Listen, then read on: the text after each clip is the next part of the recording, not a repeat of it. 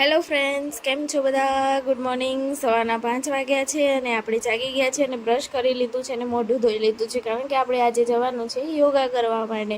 હમણાં 1-2 દિવસથી મેં સ્ટાર્ટ કર્યા છે યોગા કરવા જવાના, એટલે આજે આપણે અત્યારે પહોંચી ગયા છે યોગા કરવા માટે. આપણું આસન બિછાવી દીધું છે અને અહીંયા આપણે સ્ટાર્ટ કરી દીધા છે યોગ કરવાના. અહીંયા અમારે ત્યાં યોગા ક્લાસ ચાલુ છે, એટલે આપણે જોઈન કરી લીધા છે અને રોજ સવારે જઈએ છીએ. અને હવે ઘરે આવી અને નાહી ધોઈ લીધું છે.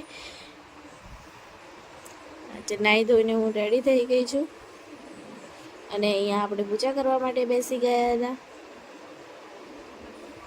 અને પછી આપણે ભગવાનની આરતી કરી દીધી હતી. આરતી કરી અને પછી અહીંયા એક બાજુ ચા મૂકી દીધી હતી અને અહીંયા ટિફિન માટે મગ બનાવી દીધા હતા, ટિફિનના મગ, અને અહીંયા રોટલી બનાવી. અહીંયા ચા નાસ્તો કરવા પાસે બેસી ગયા હતા, ચા અને ખાખરા. અને અહીંયા આપણે હેલ્ધી પુલાવ હતો જે બાજરીનો હતો.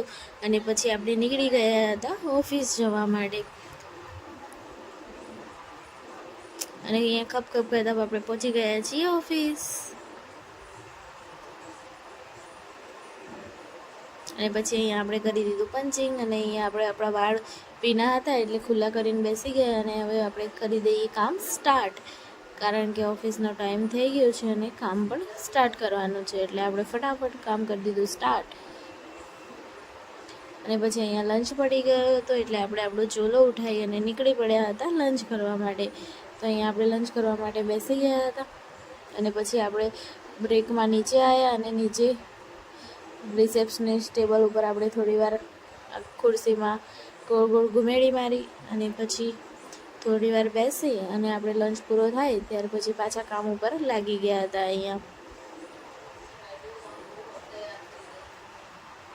અહીંયા પછી આપણે કામ કરવા માંડી ગયા હતા અને થોડી કામની વાતચીત પણ કરતા હતા.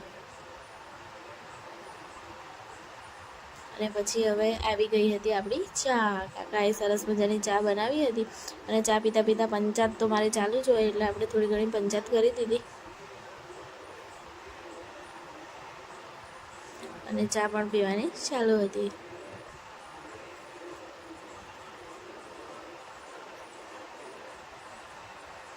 અને પછી અહીંયા થઈ ગયો હતો આપણે ઘરે જવાનો ટાઈમ. 6 વાગી ગયા હતા અને ઘરે નીકળવાનો ટાઈમ થયો હતો, એટલે આપણે રેડી થતા હતા. આપણી બેગ પેક કરી દેવાની હતી, એટલે આપણે ચાર્જર વાર્જર મૂકી દીધું હતું અને બેગ પેક કરી દીધી હતી.